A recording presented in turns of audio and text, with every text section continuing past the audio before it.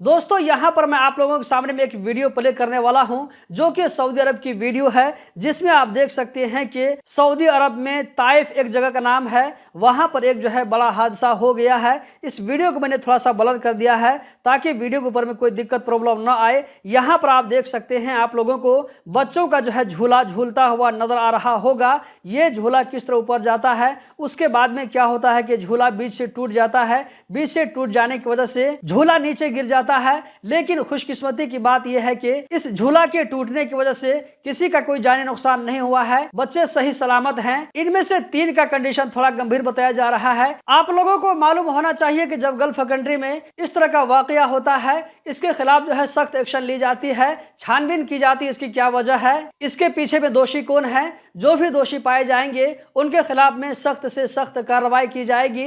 दोस्तों इस वीडियो में इतना ही। इस तरह की मजीद वीडियोस देखते रहने के लिए हमारे साथ में जुड़े रहें। गल्फ एक्सपर्ट यूट्यूब चैनल को सब्सक्राइब करें, वीडियो को लाइक करके आगे जरूर शेयर करें। बहुत बहुत शुक्रिया।